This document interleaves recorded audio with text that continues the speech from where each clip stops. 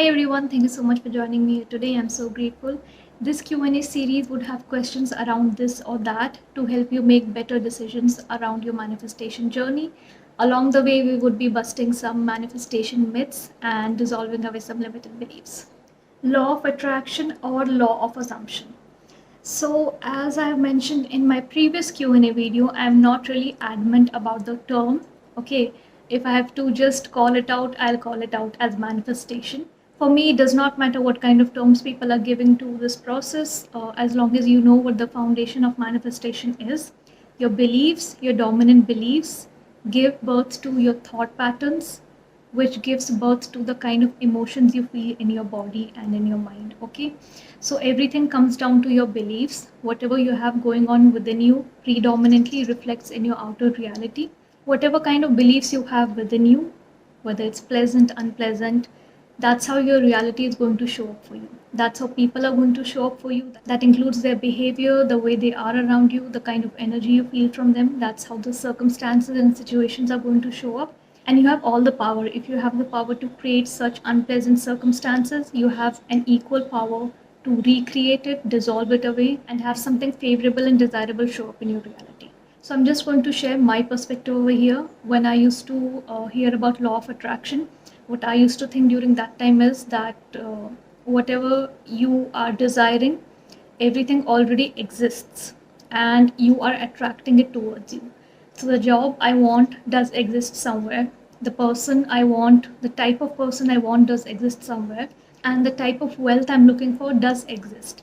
So I'm just attracting it towards me. It already exists, and when I completely put my focus and attention on it, I'm attracting it towards me.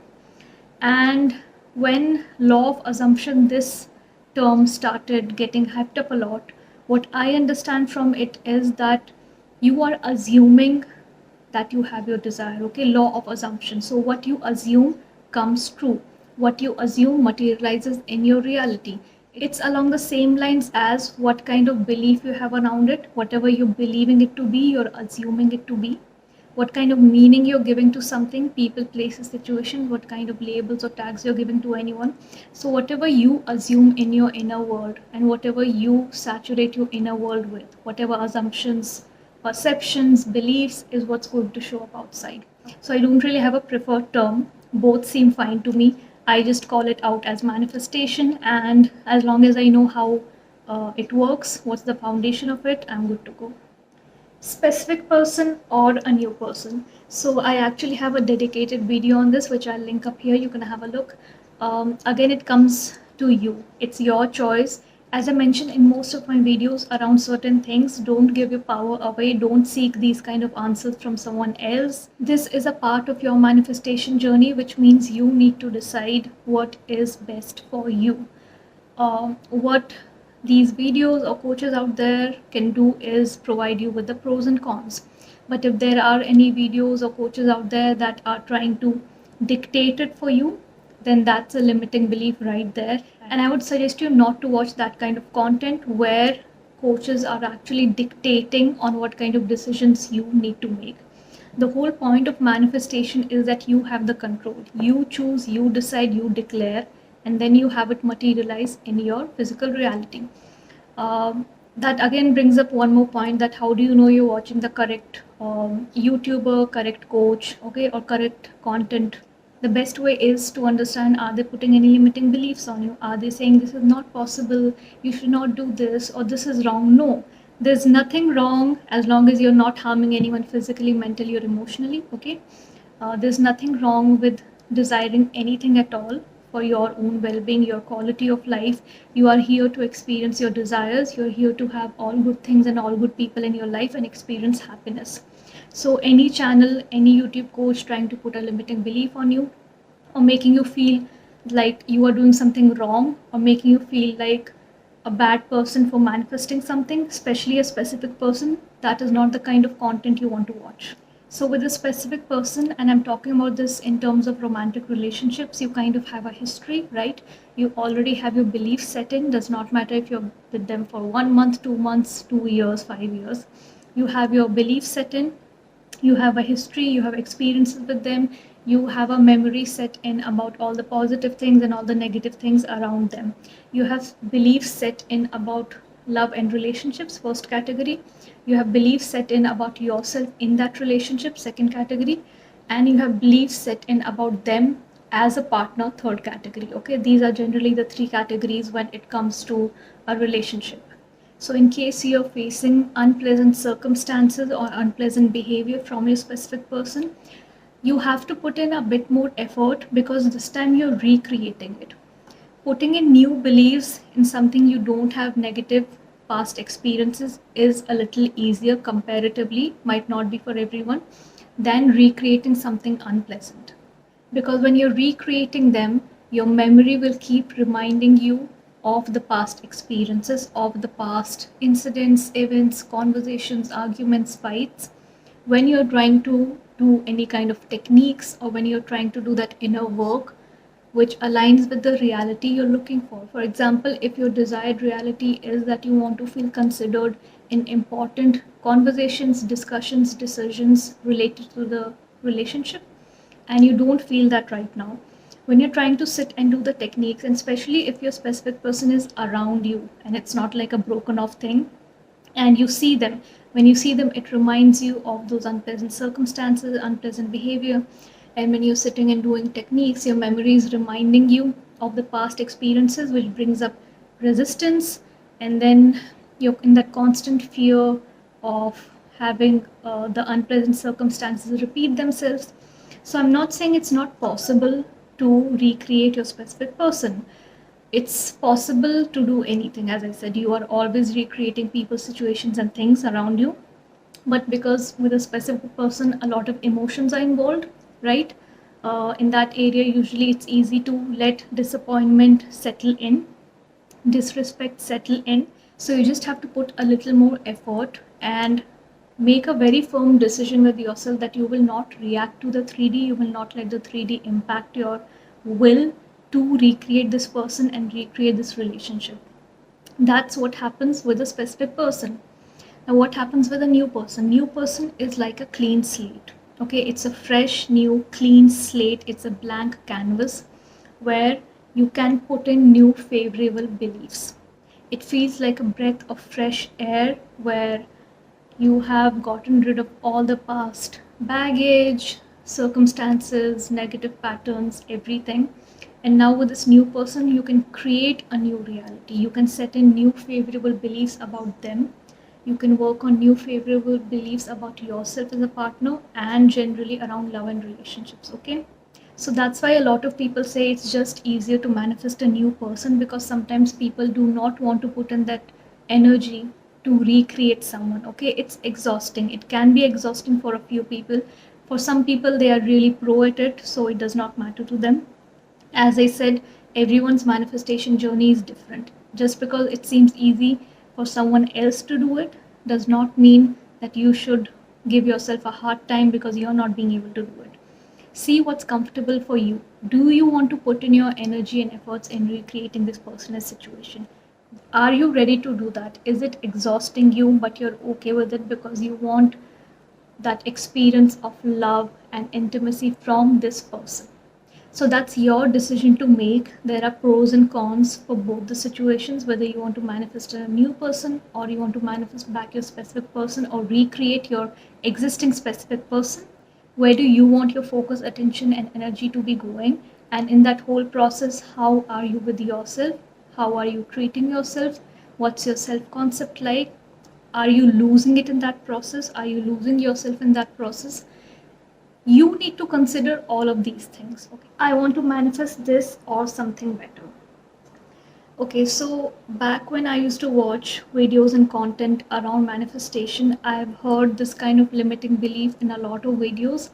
And when you hear it in the beginning, it's definitely coming from a positive and helpful place, but it's still a limiting belief. Okay, um, I don't align with it at all. A lot of people do, and that's again your choice.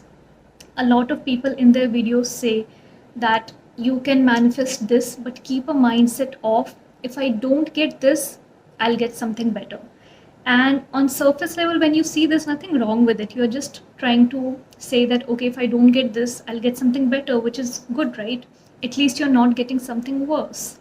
Why don't I align with it and why I feel it's a limited belief is because when I want something, when I desire something, and I have my reasons for it, whatever I want materialized in my physical reality, there are reasons why I want that. There's some vision I have for that. Why do I want to experience it? There are reasons behind it.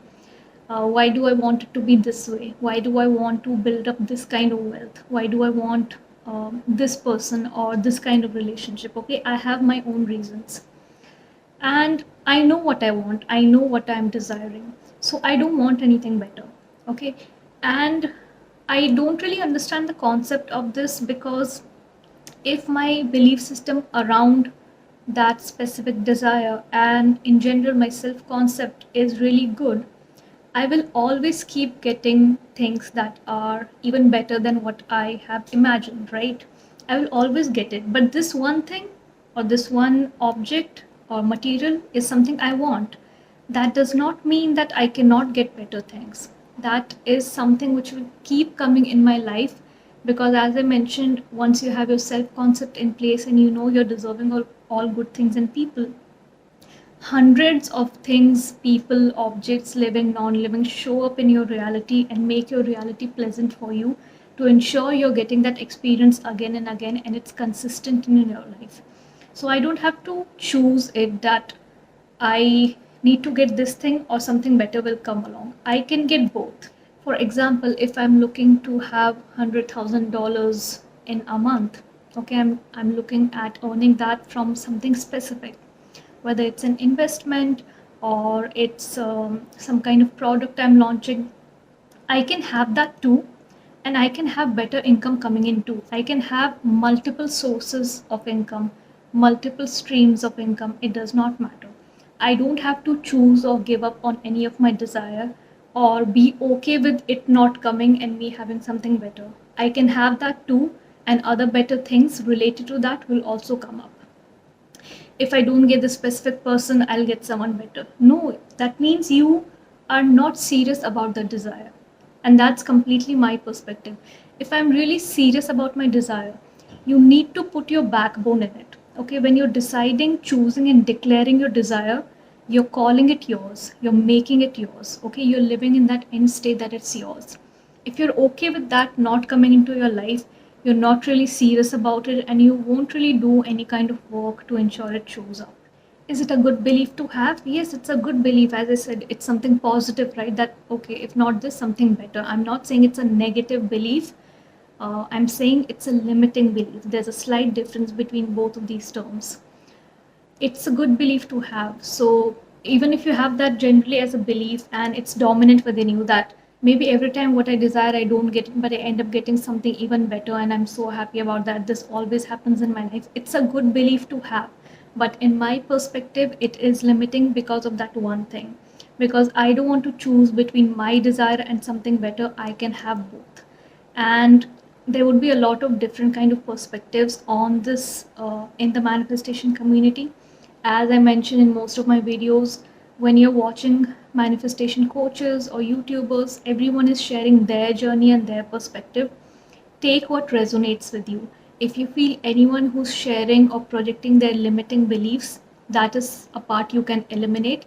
But anything else that is inspiring you, it's motivating you in your manifestation journey, it's helping you out. If it resonates with you, take it and apply it.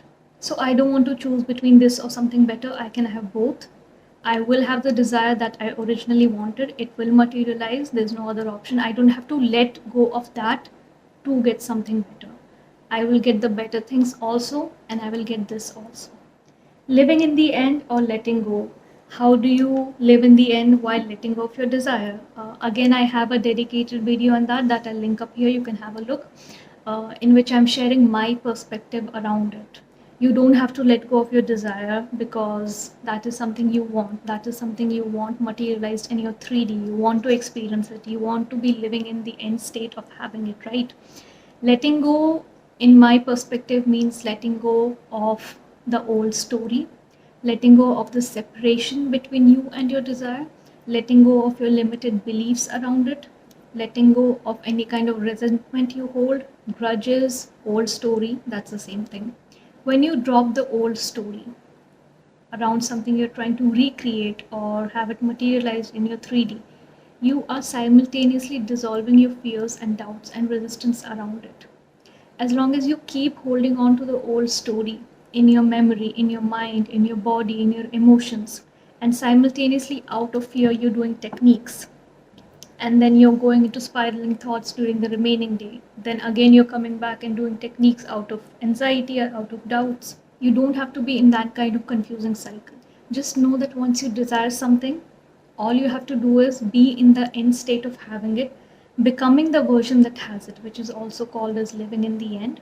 Okay, and you need to drop the old story by recreating your beliefs around it. Techniques will help you in that. Once you build up some favorable beliefs inside you, slowly your fears, doubts, and old beliefs will start dissolving away. In between, if the resistance and anxiety pops up or the resistance pops up, then you can just bring in some affirmations for those moments or any kind of meditation that can soothe you in that moment of fear and anxiety. I'm never going to ask you to let go of your desires on this channel because that is something you want. Okay, when people say detach from the output of your desire, it just means detach yourself from the when and how. That can also be called as detaching yourself from the 3D. Because when you're stuck in 3D, when you're stuck looking for evidence and movement, and your dominant energy is on the 3D, okay, and not on cultivating that experience within, then you're doing it the wrong way. Okay, I have a dedicated video on that as well. I link it up there. Please have a look. First, you need to make it dominant here. And the more you feel it's real over here, that urge to check the 3D also starts dissolving away slowly because you're so confident in yourself that it will show up so naturally, so magically in ways I couldn't have imagined. I don't have to go out and stalk the 3D. I don't have to know the why, the when, the how. It's going to come up. It's going to come up in a really beautiful way. So you don't have to let go of your desire. It's all about detaching from the outcome in a way where you don't feel entangled in the 3D, okay? Where you have more belief, unshakable belief and confidence within you. And whenever you want to feel your desire, you're going to your inner world and cultivating that experience and living in that majority of the time during your day, okay? Even while you're doing other household chores or any other kind of work, your job, you should be in that state of knowing that yes, this is something that will come.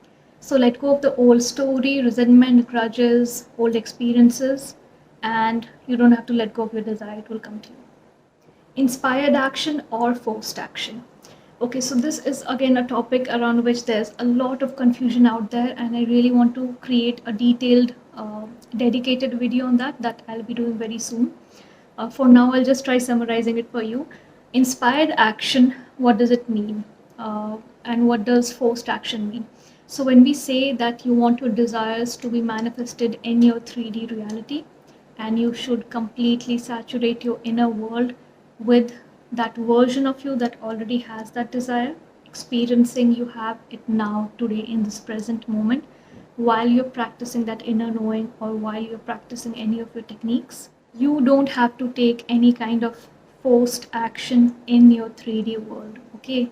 Things, people, situations will mold themselves in a way that will become favorable to you.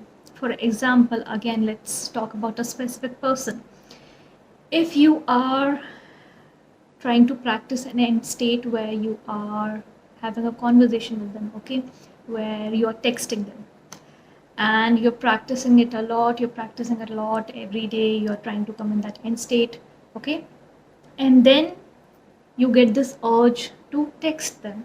You feel like, okay, because I've been living in this end state that we are texting, I can drop a text and maybe that's what will start a conversation, okay? So that's the kind of thinking you're having. Then you go and text them and maybe they don't reply, or maybe they send you one word replies, and then you get frustrated and you are thinking to yourself, I'm doing the techniques, and my techniques and my practice in my end state, we are texting.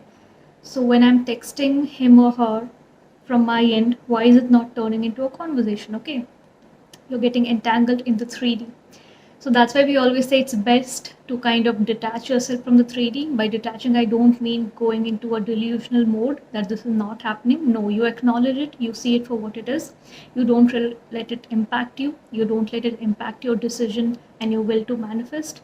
You don't let it bring an emotional reaction out of you. You are coexisting with your 3D, because ultimately, this is the place where you want to experience your desired reality, right? You don't have to be delusional about something not happening.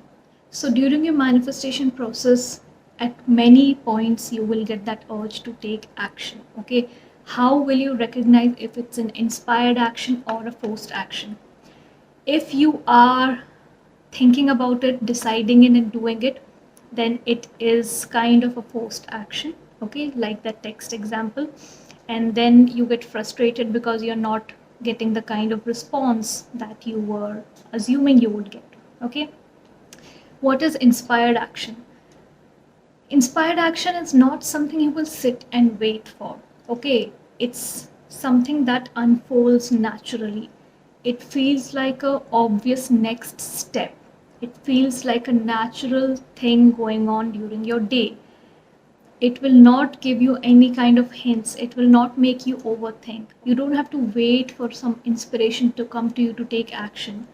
You won't even know you're taking an action towards your manifestation's end goal till after you have received it, actually. And when you reflect back and you try to connect the dots, that's when you'll realize, oh, I didn't even know that this was going to lead up to this.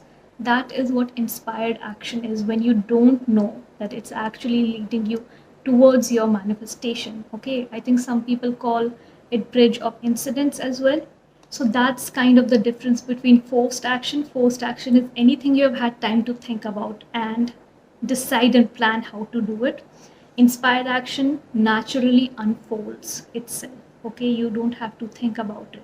Again, with the example of a specific person, if you're trying to manifest a new person and maybe you were called to a evening event, a party, anything, and it was just a very natural thing to happen during your weekend, that this person usually keeps parties during the weekend, so they just called me, and internally you have been working on manifesting a new relationship. So that's not an action you planned. Okay, it felt natural. It felt natural that this friend does this. It felt natural that all your weekends are like this. Okay, and you end up meeting a really nice person, the kind of person you were thinking about in your inner world at that party.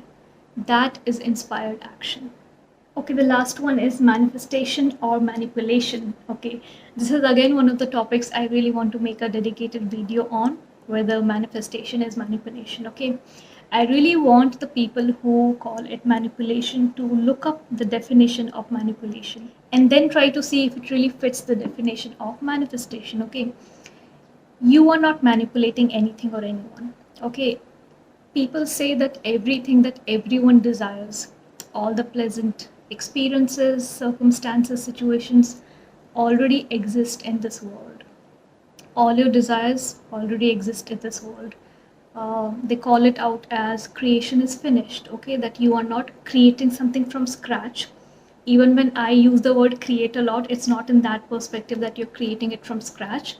It's just that you're choosing what you want in your reality and you're building up your reality in a way, okay? You're not going out and physically actually forcing people to behave a certain way or forcing people to change certain situations for you or manipulating them emotionally or mentally or physically, okay? You're doing none of that. All you're doing is something that is so natural to you as a human being, okay? That you are working on your inner thoughts, beliefs, and emotions. And whatever you work on internally will always reflect outside. Even the people who call it manipulation are doing it. And the people who call manifestation manipulation are the ones who don't have proper knowledge around it, okay? Who have a very surface level knowledge around it, who think it's magic or witchcraft or immoral. Okay, there's nothing wrong because you're not doing anything to anyone. Okay, all you're doing is using your internal power of creation that every human has. You're here to do that. Okay, everything around you and in this world today is a result of someone's creation. They had a vision in their mind, okay, and then they work towards it. And that's how everything, every smallest thing if you see around your house, and every biggest thing that you see today happening in the world was someone's vision. They thought about it first. They knew what they needed, they knew their end goal, and they worked towards it, right? And that's how they were able to materialize their end result, their end vision. There's nothing wrong with manifestation. It's a really natural process and part of you as a human being. And it's also a part of those people who are calling it a manipulation. Okay. They are also creating their reality through their beliefs and emotions and thoughts. They can deny it all they want. Okay. They can deny it all they want. It won't change it. It won't change that how you feel negatively or positively is how your energy is how people, places, and situations show up in your reality. So it's not a manipulation. Manifestation is the most natural thing you can do. Be proud of it. Be proud that you're able to tap into your God state. You're able to tap into your power of creation. And you're able to build a really good life for yourself and your loved ones where you feel proud of yourself, where you feel happy and excited to wake up in every day. Okay, so that's all I wanted to discuss in today's video. I really hope you found some value in it. In case you have any kinds of questions around manifestation, you can leave them in the comment section below. Till then, have a great week.